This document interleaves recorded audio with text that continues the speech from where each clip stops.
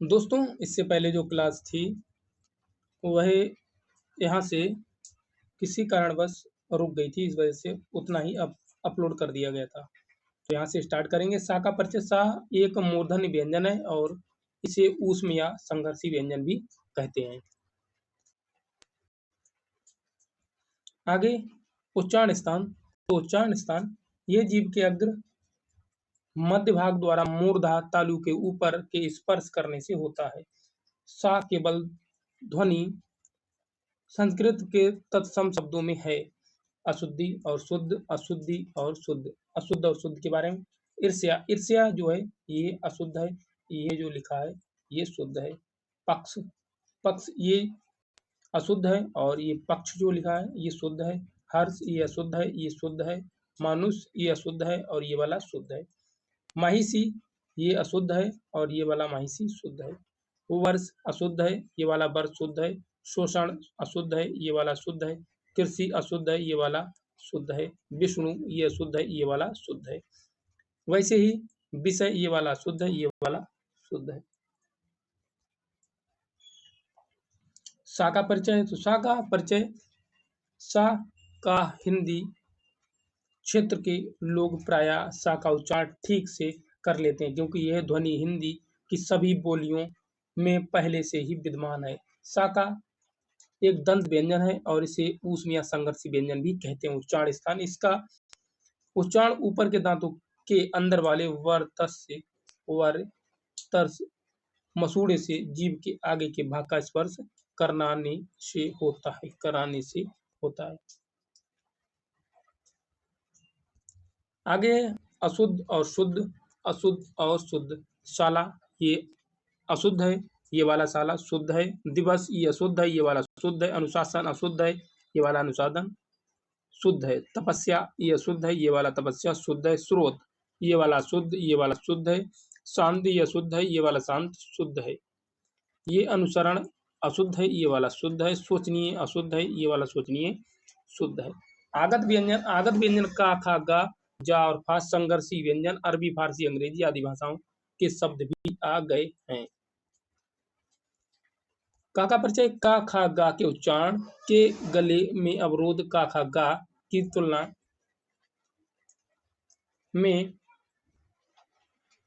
कंठ में थोड़ा नीचे से उच्चारण तथा पूर्ण अवरोध नहीं है। अघोष अल्पप्राण अली जीव है और स्पर्श संघर्षी व्यंजन का को कहते हैं। कंठ में जिस स्थान से का बोला जाता है उससे थोड़ा नीचे के स्थान से का बोला जाता है। का की तरह गले में पूर्ण अवरोध है, फिर विस्फोट नहीं होता बल्कि अवरोध शिथिल रहता है। संघर्ष के साथ वायु गले से निकलती है, इसलिए का किंचित स्पर्श संघर्षी ध्वनि है। खा की बात करें। खा जो है ये अघोष महाप्राण कंठ और संघर्षी है। जहां से का बोला जाता है उसके थोड़ा नीचे से इसका उच्चारण होता है। इसके उच्चारण में अधिक वायु गले से बाहर निकलती है, इसलिए का ये महाप्राणीय रूप है।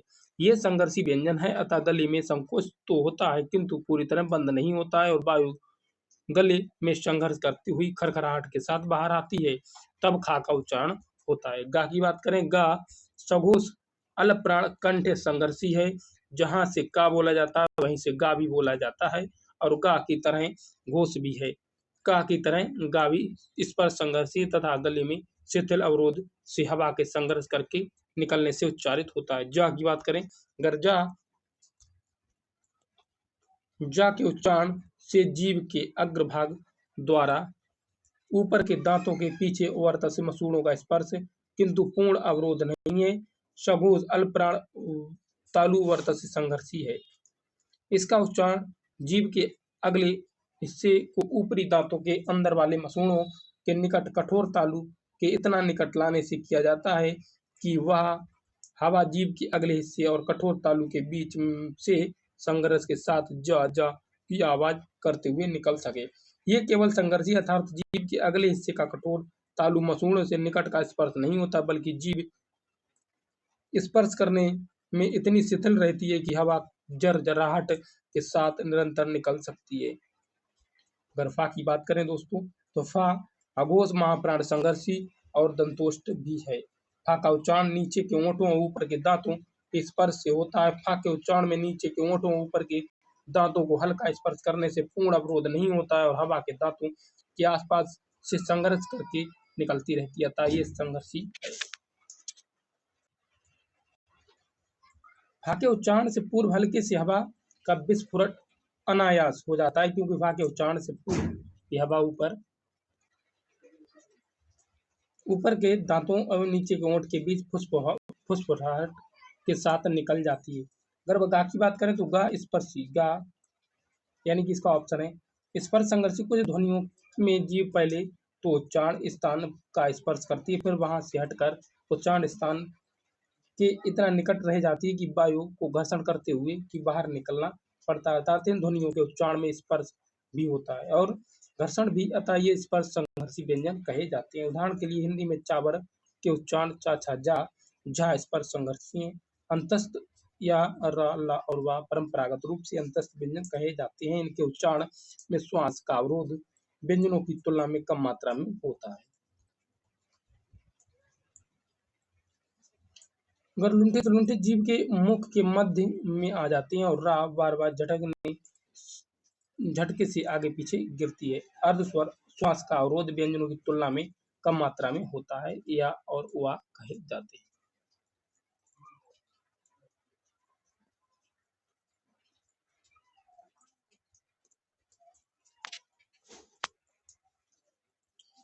पशिर्वक जो है ये जीभ की नोक बीच में आकर मुंह के एक ओर या दोनों ओर पार्श्व बना लेती है, इसे ला कहते हैं।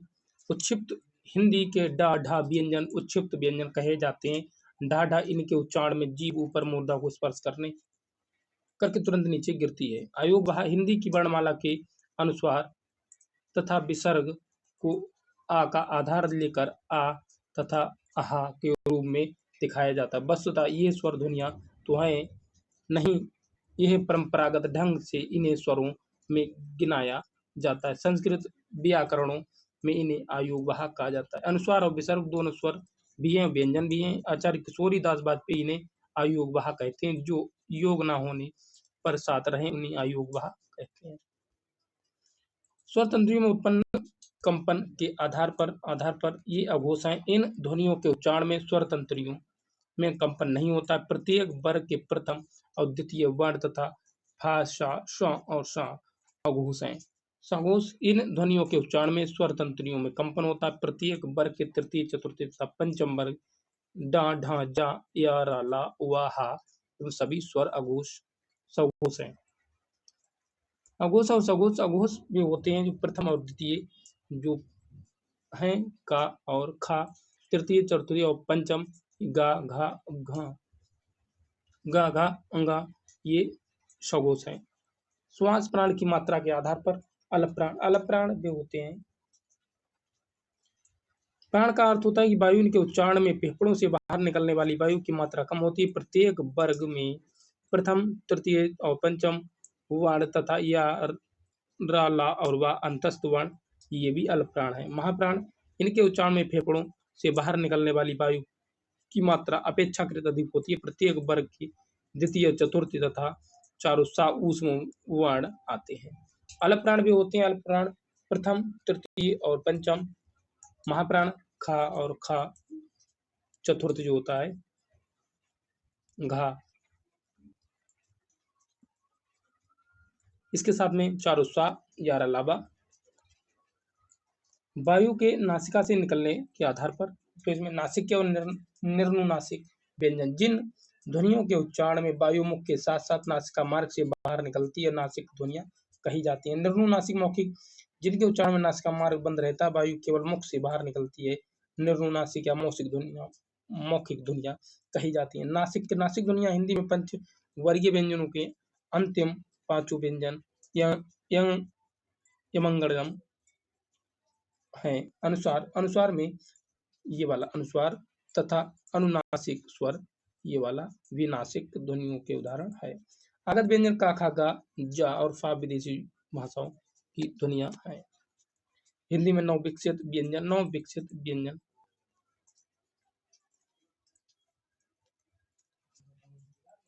डा ढा नह महा और लहा ये हिंदी के संरचनात्मक विकास का परिणाम है। ड तथा ढ क्रमशः ड तथा डा डा ढा से विकसित हुए हैं। हिंदी में डा ढा व्यंजन दो शब्द की आरंभ से व्यंजन गुच्छों में ही वो बोले जाते हैं। न औला तथा माँ अलप्राण व्यंजन है। आज इनके महाप्राण रूप नहा महा और लहा स्वतंत्र व्यंजनों की भांति विकसित हो गए हैं, जो नामा ला के स्थान पर प्रयुक्त होकर शब्द के अर्थ परिवर्तन की क्षमता रखते हैं, जैसे काना कुमार कान्हा कुम्हार और आला आल्हा।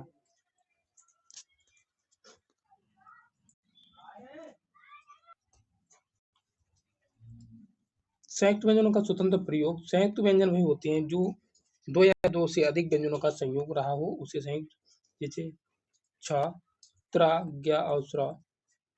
छा जो बनाए का और सा से, त्रा बनाए ता और रा से, ज्ञा बनाए जा और वहां से, स्वा बनाए सा और रा से।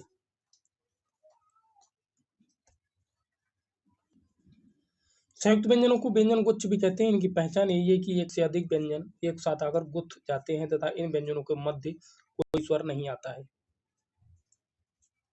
जैसे सप्ताह।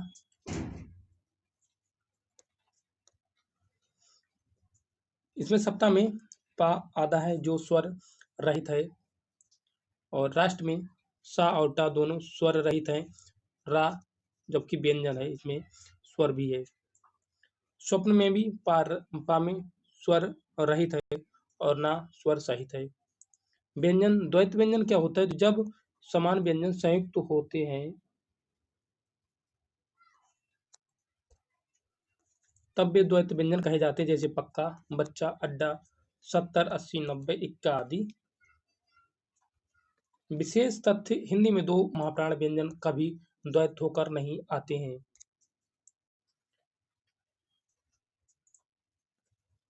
पहला व्यंजन हमेशा अल्पप्राण ही होगा, जैसा गुद, अच्छा, बुद्धू, मट्ठा, पत्थर, मक्खी आदि। आगे है कंठ, तालु, मूर्धा और ओष्ठ। कंठ जो होता है इसमें छोटा और बड़ा दोनों होते हैं। तालु तालु वो होते हैं जो मुंह के भीतर की छत का पिछला भाग। मूर्धा भी होते हैं जो मुंह के भीतर की छत का अगला भाग। कंठ और तालु जिसे कंठ तालव्य कहते हैं। ओष्ठ और कंठ जिसे कंठोस्थ कहते हैं। ओष्ठ वे होते हैं छोटा ऊ और बड़ा ऊ। तालु ई और ई। मूर्धा में री होता है और ए ऐ ओ और औ भी। ए ऐ जो होते हैं कंठ तालु होते हैं। ओष्ठ कंठोस्थ जो होते हैं ओ और औ होते हैं। व्यंजनों का वर्गीकरण व उच्चारण स्थान। तो कंठ, तालव्य, मूर्धा, दंत और ओष्ठ। इसी को लेके का, खा, गा, घा, अंगा। तालव्य में चा, छा, जा, झा, वा, टा, ठा, डा, ढा, अणा। दंत में ता, था, धा, धा और ना। ओष्ठ में पा, फा, बा, भा और मा।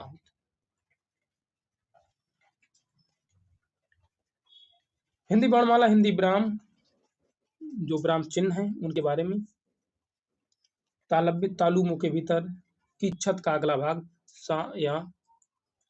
वर्तस्य दंत मसूड़ा, दंत मूल सा, रा और ला। दंतोष्ठ ऊपर के दांत और निचला ओंठ वा। मूर्धा भीतर की छत का अगला भाग सा। स्वर यंत्रीय स्वर यंत्र कंठ के भीतर स्थित हा। उच्छिप्त जिनके उच्चारण में जीभ ऊपर उठकर झटके के साथ नीचे आए, डा और ढा। आगत गृहित ध्वनियां। तो का स्पर्शी है, खा, गा, जा और फा ऊष्म या संघर्षी है। आयोग बा अनुस्वार और विसर्ग आप देख सकते हैं, आयोग बहा है। ब्राह्म चिन्ह, ब्राह्म चिन्ह, ब्राह्म का अर्थ ये होता है ठहरना या रुकना। ठहरना या रुकना। जिस तरह हम काम करते समय बीच बीच में रुकते और फिर आगे बढ़ते हैं, वैसे ही लेखन में भी विराम की आवश्यकता होती है। अतः पाठक के मनोविज्ञान को ध्यान में रखते हुए भाषा में विरामों का उपयोग आवश्यक है। श्री कामता प्रसाद गुरु जी ने विराम चिन्हों को अंग्रेजी से लिया हुआ मानते हैं। पूर्ण विराम को छोड़ विशेष सभी विराम चिन्हों को अंग्रेजी से संबंध करते हैं। विराम चिन्हों के भेद तो श्री कामता प्रसाद गुरु ने ब्राह्म चिन्ह 20 बताए हैं। ये हैं अलप्राण, अर्धब्राह्म, पूर्णब्राह्म, प्रश्न चिन्ह, आश्चर्य चिन्ह या विस्मयादि चिन्ह भी कहते हैं। निर्देशक चिन्ह डैश, संयोजक, समासिक और कोष्टक इन्हें कहते हैं।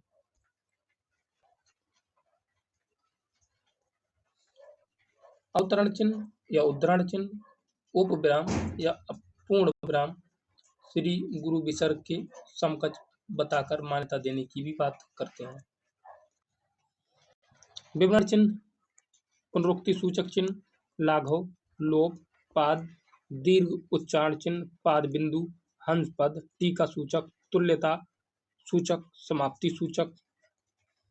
अलपब्राह्म, अलपब्राह्म भाषा को पढ़ने या बोलने में जो थोड़ी देर का ठहराव आता है उसे अलपब्राह्म कहते हैं। जैसे सोहन, श्याम, राधा दौड़ रहे हैं।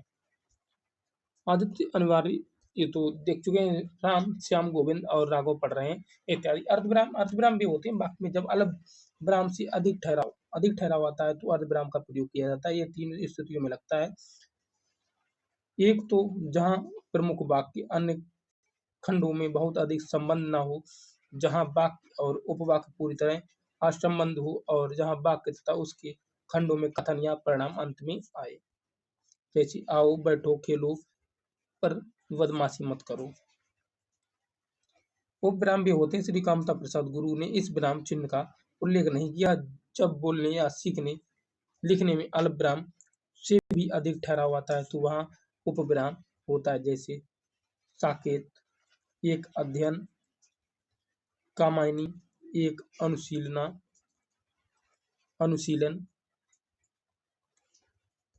पूर्ण विराम भी होते हैं। ये वाक्य की समाप्ति का बोधक है। अर्थात पूर्ण विराम वाक्य में पूरी तरह ठहराव और वाक्य के संपूर्ण अर्थ का बोधक भी है।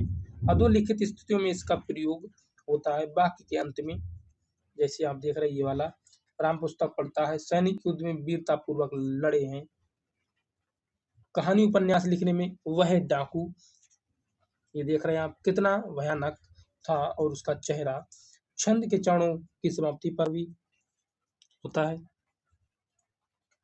जैसे ये वाला जो चिन्ह है, प्रश्नवाचक चिन्ह। प्रश्नवाचक चिन्ह होता है पूर्ण अर्थ बताने वाले प्रश्नवाचक। वाक्यों के अंत में ये चिन्ह लगता है। तुम कब आओगे, ये प्रश्न कर रहा है। तुम क्या खाओगे, ये प्रश्न कर रहा है। वह क्यों नहीं आया, ये प्रश्न कर रहा है।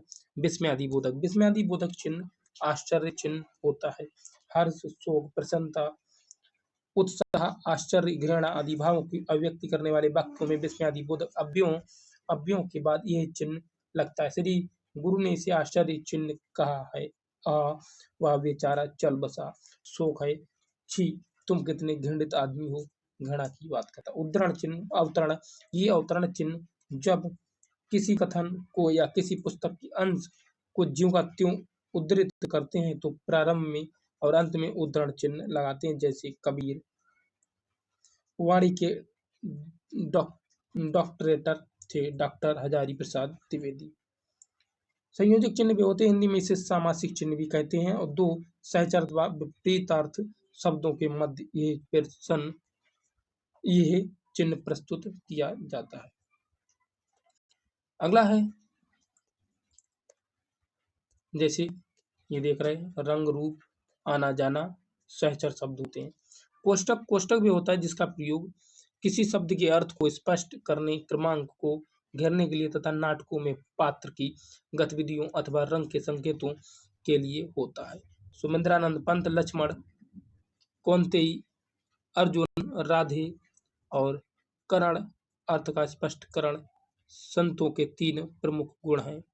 सदाचरण, सत्य भाषण, ईश्वर भजन, क्रमांक निर्देशन। नेता अपनी तिरछी हो गई टोपी सीधी करते हुए, मैं उस अधिकारी को सबक सिखा दूंगा, नाट्य संकेत है ये।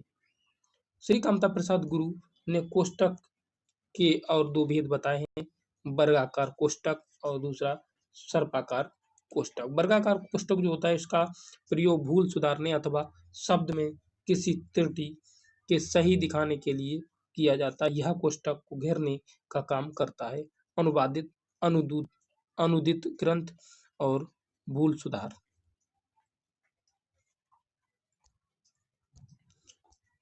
अगला है सर्पाकार। सर्पाकार ये होता है कि श्री गुरु के अनुसार इसका उपयोग एक वाक्य में ऐसे शब्दों को मिलाने में होता है जो अलग पंक्ति में लिखे जाते हैं और जिनका संबंध किसी एक साधारण पद से होता है।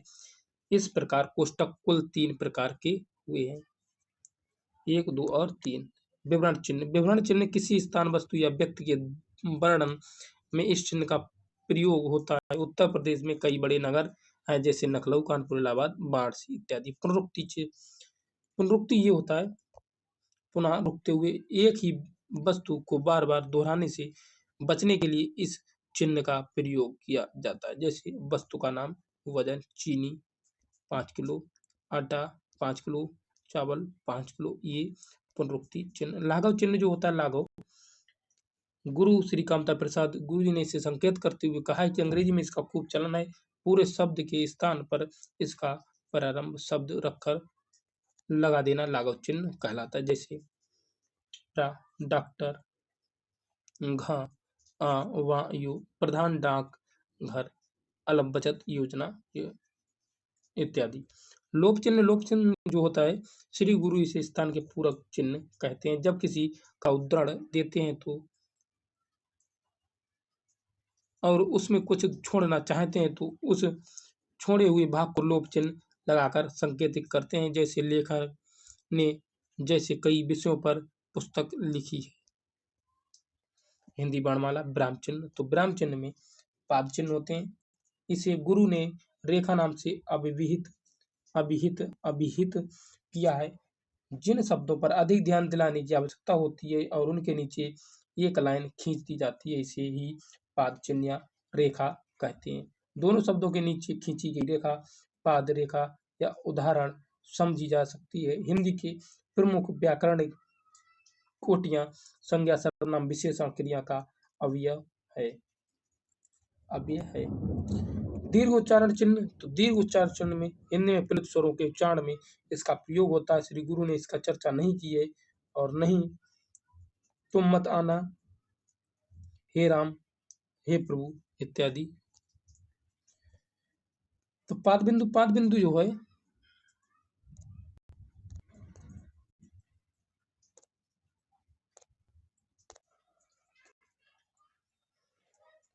पाद बिंदु हिंदी में अरबी फारसी से आए शब्दों के नीचे लगने वाला चिन्ह पाद बिंदु है।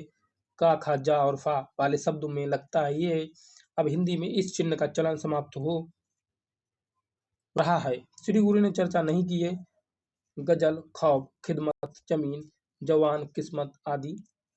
हंस पद भी होते हैं। लिखने में कोई अक्षर छूट जाता है तो उसकी जगह हंस पद लगाकर ऊपर वह शब्द लिख देते हैं। जैसे श्री कामता प्रसाद गुरु ने हंस पद चिन्ह की चर्चा की है।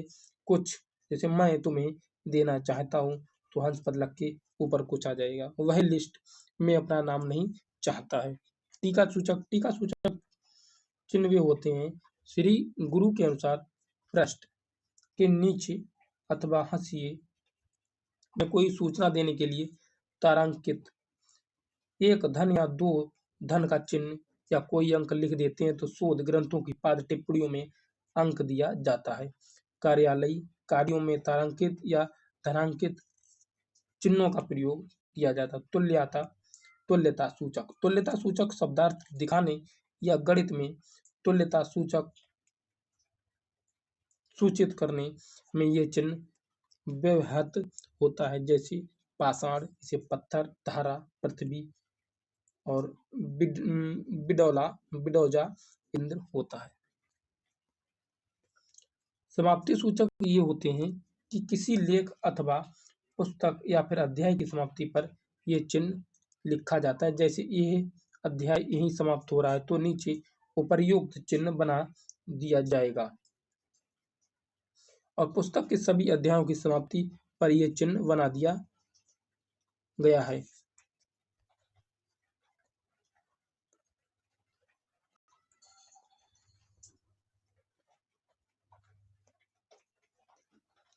जो परीक्षा में पूछे गए प्रश्न उनसे संबंधित प्रश्नोत्तरी।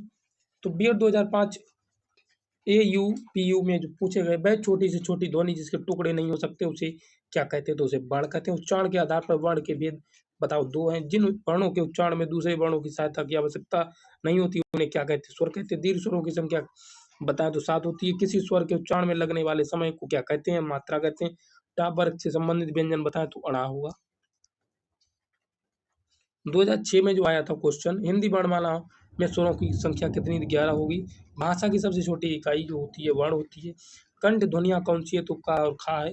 मूर्धा व्यंजन कौन से हैं? डा ढा है। अल्प प्राण वर्ण कौन से हैं? तो का गा है।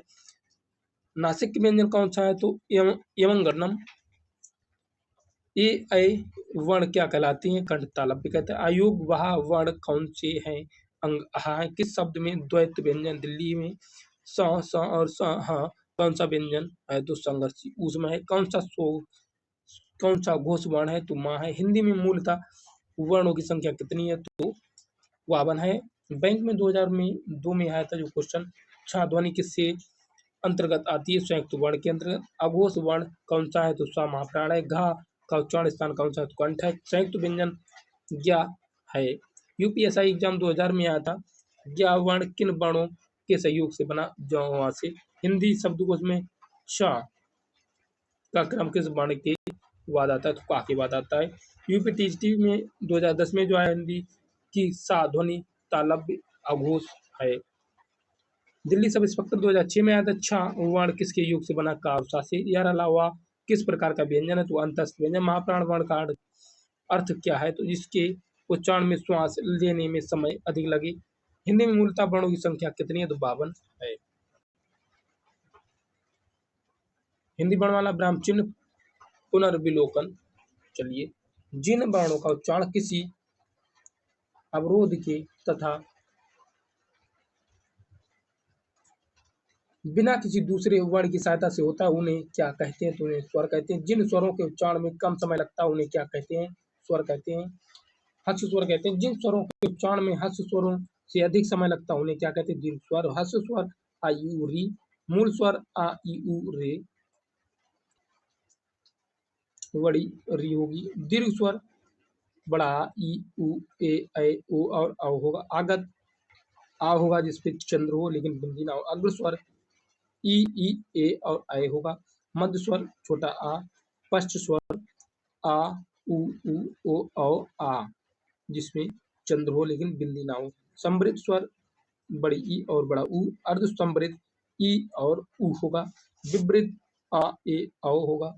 अर्ध विवृद्ध ए आ ओ आ जिसमें चंद्र हो। व्यंजनों की संख्या 41 होती है। व्यंजनों की संख्या 41 होती है। स्पर्श व्यंजनों की संख्या 27। अंतस्थ व्यंजनों की संख्या जो होगी 4। ऊष्म व्यंजनों की संख्या 4। आगत व्यंजनों की संख्या 2। संयुक्त व्यंजनों की संख्या 4। का वर्ग ध्वनियां का खा गा घा अंगा चा चा छा जा जा वा टा ठा डा डा ढा अणा ता था दा धा ना पा में पा फा वा भा मा। अंतस्थ व्यंजन या रा ला वा। अर्ध स्वर या वा लुंठित रा। पार्श्वर पार्श्विक व्यंजन ला। ऊष्म संघर्षी चार उत्साह आ जाते हैं। उच्छिप्त व्यंजन जो होती है डा और ढा। अघोष व्यंजन प्रत्येक वर्ग के प्रथम और द्वितीय वर्ण तथा फा सा सा। सघोष व्यंजन प्रत्येक वर्ग के तृतीय चतुर्थ पंचम वर्ण तथा ड ढ ज य र ल व हा सभी स्वर सघोष हैं। अल्प प्राण व्यंजन प्रत्येक वर्ग में प्रथम तृतीय पंचम वर्ण तथा अंतस्थ वर्ण आते हैं। महाप्राण व्यंजन प्रत्येक वर्ग के द्वितीय व चतुर्थ वर्ण तथा ऊष्म वर्ण आते हैं। नासिक व्यंजन हिमंगणम नासिका। कंठ व्यंजन का खा गा घा और अंगा। अनुप्रेक्षा। अनुप्रेक्षा हिंदी में मूलतः वर्णों की संख्या 52। छा वर्ण किसके योग से बना है? का और सा से।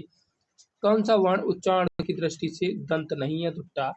का वर्ण उच्चारण की दृष्टि से क्या? कंठ। वह छोटी से छोटी ध्वनि जिसके टुकड़े नहीं हो सकते वर्ण। हिंदी वर्णमाला में स्वरों की संख्या कितनी? तो 11। कंठ ध्वनियां कौन सी हैं? तो का और खा।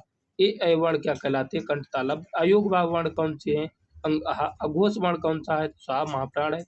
हिंदी की का ध्वनि श ध्वनि तालव्य अघोष महाप्राण है। यार अलावा किस प्रकार के व्यंजन है? अंतस्थ। उद्धरण चिन्ह का प्रयोग कब किया जाता है? जब किसी कथन का ज्यों का त्यों लिखा जाता है तब। संक्षिप्त रूप दिखाने के लिए ब्राह्म चिन्ह ये वाला है। निर्देशक चिन्ह का प्रयोग किया जाता है संकेत के लिए। रात्रि निशा के रिक्त स्थान पर उचित चिन्ह का प्रयोग कीजिए। लोप निर्देशन का प्रयोग कहाँ किया जाता है? जब पूर्ववाद की पुनरुक्ति करनी हो तो। तालव्य व्यंजन चा छा जा झा व सा और या, मूर्धा ट ठ ड ढ ण और ढा भी इसी के साथ में साप पेड़ फटा हुआ। दंत व्यंजन ता था दा और ना। ओष्ठ व्यंजन पा पा भा और वा और मा। वर्तस्य वर्तस्य वर्तस्य में व्यंजन सा और ला। दंतोष्ठ व्यंजन वा।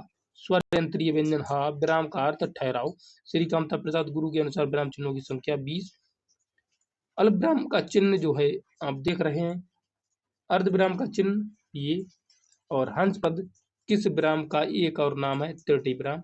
राम कहाँ जा रहा है? उस वाक्य में किस विराम चिन्ह का प्रयोग होगा? पूर्ण विराम का प्रयोग किया जाता है वाक्य के अंत में। उप विराम चिन्ह है, किस विराम चिन्ह का प्रयोग सर्वाधिक होता है? अल्प विराम का।